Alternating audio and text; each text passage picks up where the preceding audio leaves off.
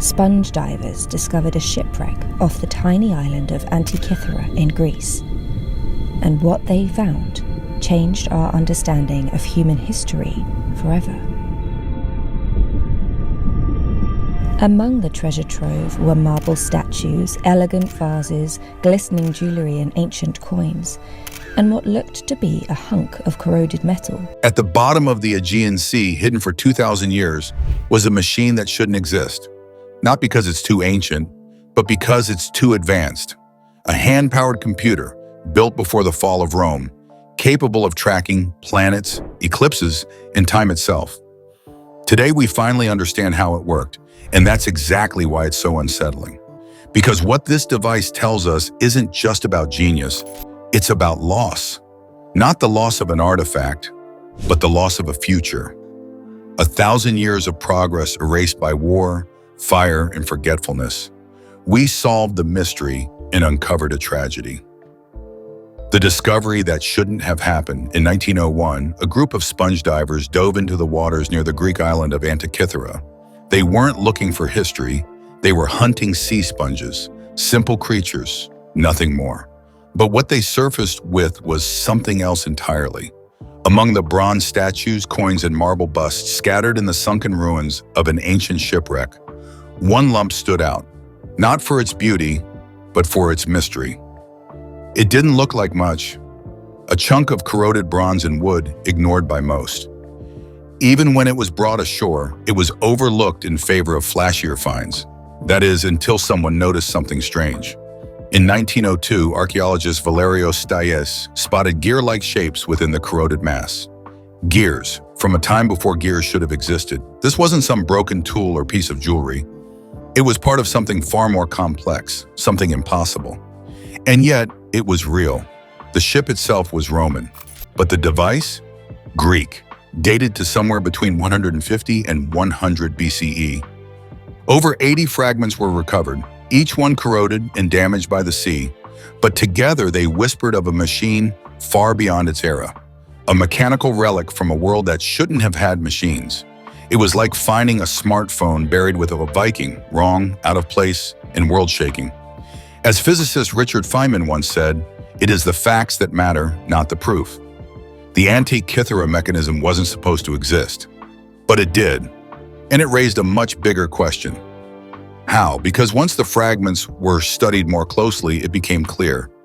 This wasn't just a broken clock, it was a window, a glimpse into the brilliant minds of a civilization that had reached out centuries too early toward the stars. And that takes us to the next chapter. How ancient intelligence was quietly encoded in bronze. Ancient intelligence encoded in bronze. At first glance, the Antikythera mechanism might look like scrap, just a twisted shell of what it once was. But hidden within its fragments was something breathtaking. Over 30 interlocking gears, all hand-cut, carefully aligned, and astonishingly precise. This wasn't just a timepiece, it was a hand-cranked planetarium. Turn a dial and the heavens responded. The sun, the moon, the known planets all danced across the front panel, showing their positions in the sky at any chosen date. Turn another dial and it revealed eclipses, lunar phases, and even the timing of ancient Greek games, including the Olympics. All of this from a machine no bigger than a shoebox. The gears weren't just for show, they were encoded with ratios that mirrored astronomical cycles. Like the Saros cycle, used to predict eclipses, and the Metonic cycle, which tracks the moon's phases over 19 years. And it wasn't random. These gears were arranged with mathematical accuracy that still puzzles modern engineers. Some were so small and delicate, it's hard to imagine them being made without lathes or precision instruments. And yet, they were. The inscriptions engraved on the device, the ones we've been able to read, are in Greek. They speak in the language of the stars, references to planetary motion, eclipse patterns, and calendars. The entire object was a kind of ancient operating manual for the cosmos. Professor Mike Edmonds, one of the researchers who helped decode the device, once said, "It's more complex than any other known device for at least a millennium afterwards." That's not just impressive, it's haunting, because nothing like it shows up again until medieval clockwork over 1,000 years later. The gap is so wide, so silent, that it almost feels deliberate, like a page torn from history. Why? That's the question. Why was this knowledge not passed down? Why don't we see other machines like it evolving gradually over time? It's as if someone lit a match, then let the flame die in the dark. And that mystery deepens when we look at how we finally managed to understand the device. Because it took us over 2,000 years, and a machine far more powerful, to look inside and see what the ancients had built with hand tools and observation alone. Up next, we'll uncover how science finally solved the puzzle long after the minds that made it had turned to dust. The science that solved it. Too late for decades, the Antikythera mechanism sat in fragments, studied, guessed at, but never fully understood. It was too complex, too damaged, too ahead of its time. But in 2005, something changed. Scientists brought in tools the ancient Greeks could never have imagined. High-resolution X-ray tomography. Like a medical scan for metal, it let researchers peer inside the solid bronze, revealing the internal layout without damaging it. What they found was astonishing. Dozens of hidden gears arranged with mathematical elegance, gear ratios that perfectly match known astronomical cycles.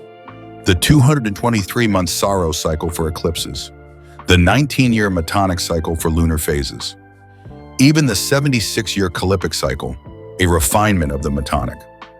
These weren't just guesses, they were precise calculations, embedded in bronze made to last. The mechanism was more than a clock. It was a mechanical computer built to predict the skies. In 2021, researchers at University College London went further. They reconstructed the device using only ancient methods and logic. The result? A working model that could show the positions of the Sun, Moon, and 5 known planets, Mercury to Saturn, with surprising accuracy. It worked, which only deepened the mystery. How did they build it? Some of the gears are so fine, so small, they challenge what we think ancient tools could do. No lathes, no milling machines, no precision drills, just bronze, hand tools, and an extraordinary understanding of geometry. It's not just the mechanism that shocks modern engineers, it's the absence of context. There are no surviving workshop notes, no records, no similar devices. It's like discovering a jet engine in an Iron Age village, and nothing else like it anywhere. Historian Alexander Jones summed it up best. It's the lone survivor of a tradition that we didn't know existed. And that loneliness carries weight, because if we had understood it earlier, centuries earlier, it might have changed the course of technology itself. But now that it's been decoded, it's not just scientists who are captivated. That takes us to the next twist in this tale, a moment that started not in a lab, but in a podcast studio. What the Joe Rogan moment reveals. It was 20 when the Antikythera mechanism had its unexpected pop culture breakthrough, not through academia, but on the Joe Rogan Experience. There, author Graham Hancock laid out a bold idea. What if this device wasn't just Greek? What if it was evidence of something older, deeper, a lost civilization with advanced knowledge? Joe's reaction? Simple, honest. That's insane. And that's why it hit. Not because of the theory itself, but because of the sheer shock that such a machine existed at all. A hand-powered computer from 2,000 years ago that could track planetary positions and eclipses. It didn't seem real. But it was. Hancock took it further. He called it an ancient GPS, suggesting it could have been used for navigation, maybe even passed down from a civilization wiped out by catastrophe. It was part of his broader theory that humanity's past is deeper, more advanced, and more interrupted than we think.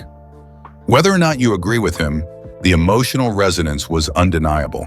The public latched on, memes spread, videos exploded, and in a strange way, it helped revive interest in real archaeological work.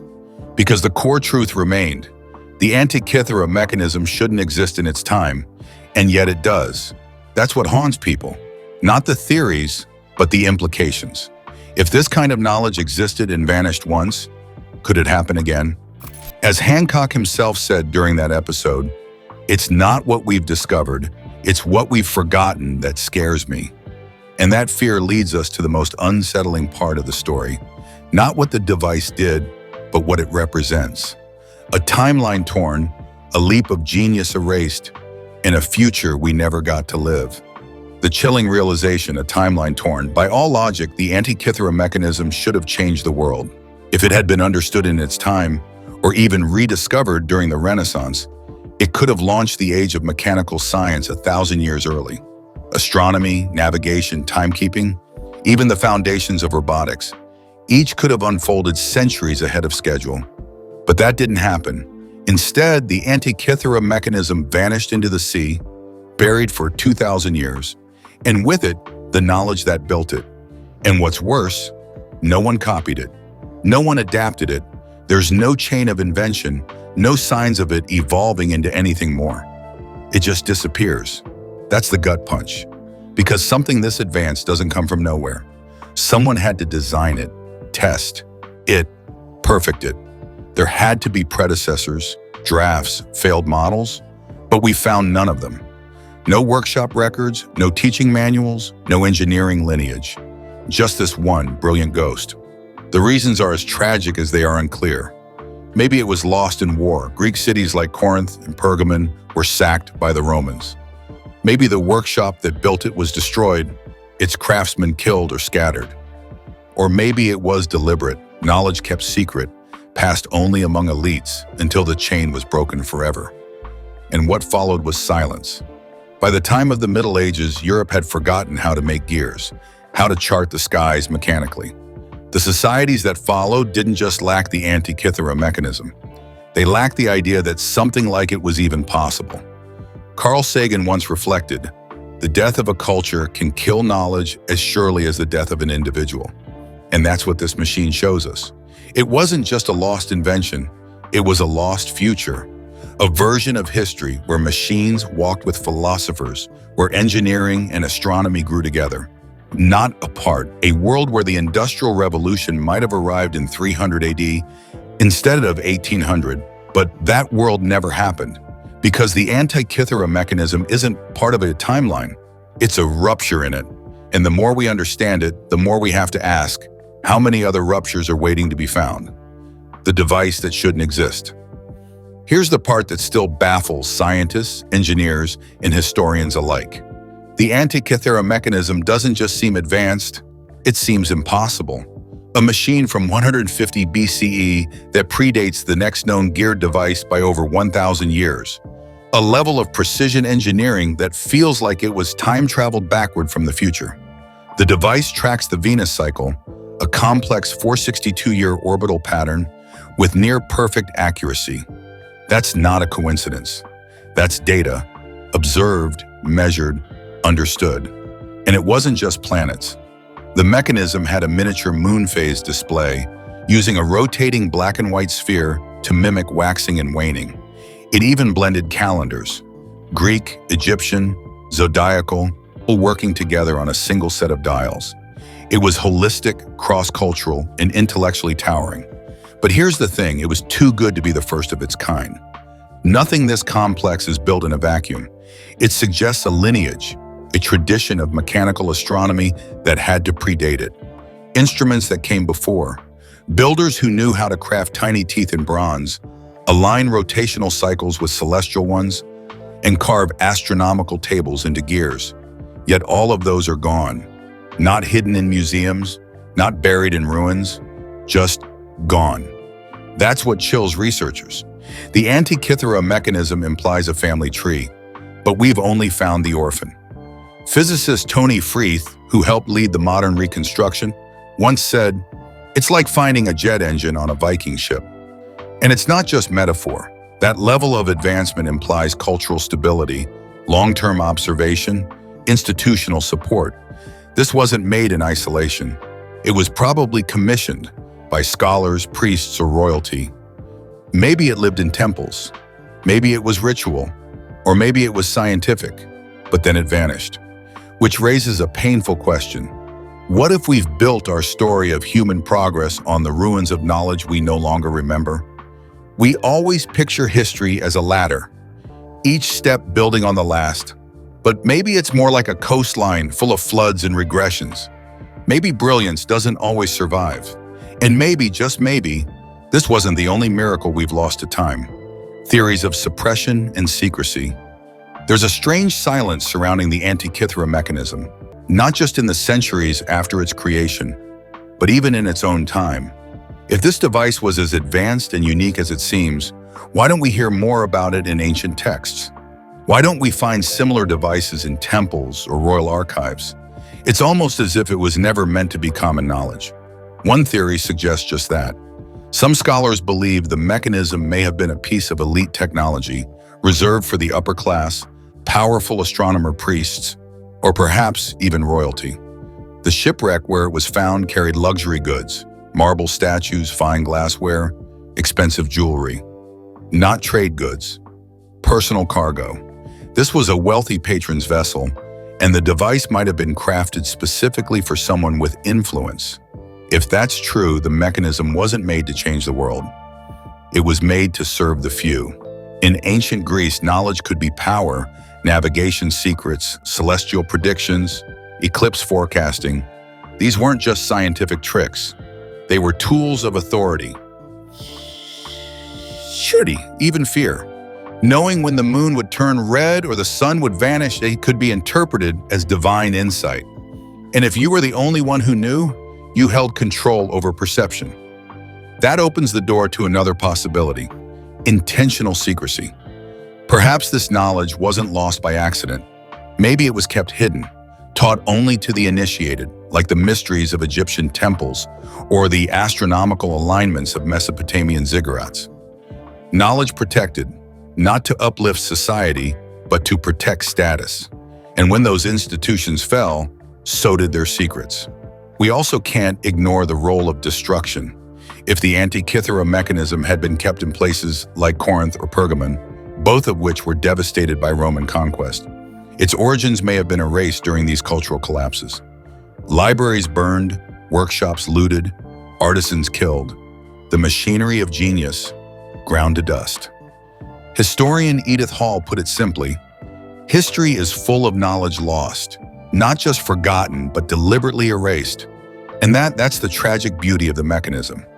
It might not just be a piece of advanced engineering. It might be evidence of how easily knowledge slips away, hidden, destroyed, or held too tightly to be shared. But what if it wasn't the only one? What if others were built and still lie buried beneath the sea? Could others be out there? If one Antikythera mechanism was found by chance, who's to say there aren't more? That's not just speculation.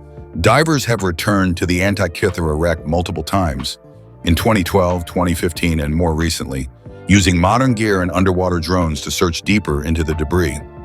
Each time, new artifacts emerge: bronze statues, wooden crates, sealed amphorae. In 2022, they even recovered a bronze disc, heavily encrusted, circular, possibly decorative, or maybe part of another mechanism. The truth is, the original wreck is only partially excavated. Parts of the ship are buried under sediment or wedged between rocks. It's entirely possible that more fragments, even another device, lie undisturbed, preserved by the deep sea like a time capsule. But the search doesn't stop there. Museums around the world hold crates of unsorted artifacts, many from shipwrecks, mislabeled or barely studied. Some researchers believe fragments similar to the mechanism could be hiding in plain sight, mistaken for gears, tools, or even artistic decorations. The bronze corrodes, disguising its form. The inscriptions fade, and in the absence of context, many such pieces are quietly shelved. It wouldn't be the first time history was nearly missed. Even the original Antikythera fragments were overlooked for months, dismissed as corroded junk until someone noticed the gear teeth hiding in the rust. It raises a profound question. How much have we already lost? How many breakthroughs sit unnoticed in storage rooms, mislabeled or misunderstood? And it's not just a matter of discovery, it's interpretation. If the first mechanism had been found 200 years earlier, before X-rays and CT scanning, we'd have never seen inside. It would still be a lump of mystery. That's why each new expedition matters. Because every dive, every fragment pulled from the deep, might rewrite what we think we know, not just about ancient Greece, but about the arc of human knowledge. As marine archaeologist Brendan Foley once said, "The sea holds answers we haven't learned how to ask yet, and with every expedition, those answers inch closer to the surface." Echoes of forgotten engineering. The Antikythera mechanism may be the most intricate ancient machine we've found, but it's not the only mystery. All across the ancient world, we find technological outliers, objects that seem too precise, too advanced, or simply too strange for the time they came from. They don't connect to a clear lineage of development. Instead, they sit alone, anomalies whispering of forgotten brilliance.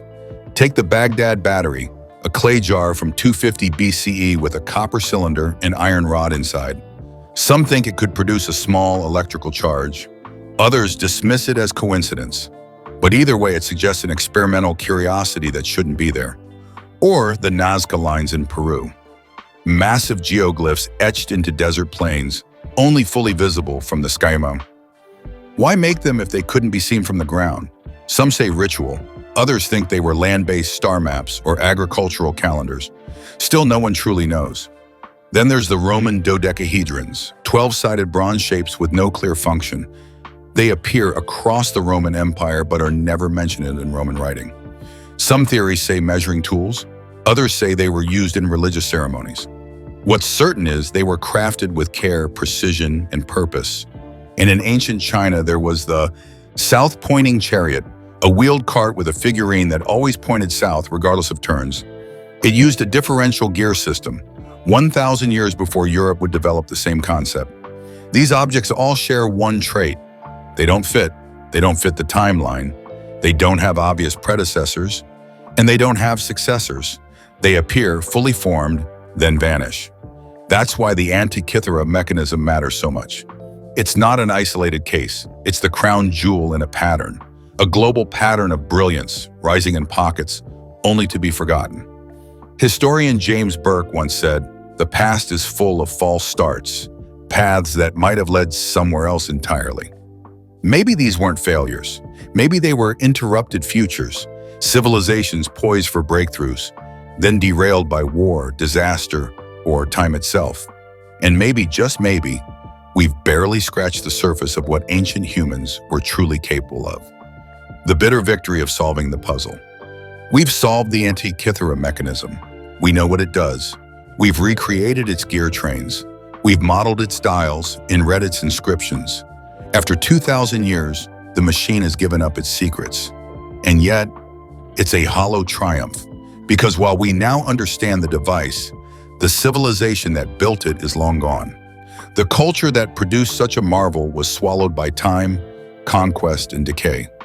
We solved the puzzle, but the hands that carved it, the minds that designed it, and the voices that once explained it are all silent. It's the ultimate irony, the greatest mechanical achievement of the ancient world, decoded by a society that came far too late to benefit from it.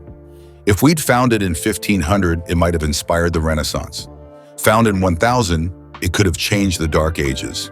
But instead, it sat at the bottom of the Aegean while we reinvented clocks, rediscovered astronomy, and slowly climbed back toward a brilliance we once had. Because the Antikythera mechanism doesn't just represent lost technology, it's proof that progress isn't guaranteed. Knowledge can vanish, civilizations can fall, and when they do, even the most advanced tools can become relics, misunderstood, misfiled, or forgotten. It forces us to rethink the story we tell ourselves, that history is a straight line always moving forward. It's not. It's fragile. As historian Will Durant wrote, civilization exists by geological consent, subject to change without notice. Today we stand on a peak of technological wonder, but the mechanism reminds us, peaks have been reached before, and they've crumbled. We're not just looking at an ancient calculator, we're looking into a mirror, one that reflects not only what was, but what could have been, and what still might be lost. The Antikythera mechanism wasn't just forgotten, it was buried by history itself. And in solving its puzzle, we've unearthed more than knowledge. We've uncovered a warning. Great civilizations fall, genius fades, and unless we protect what we know, We may one day find our own machines, rotting in the dark.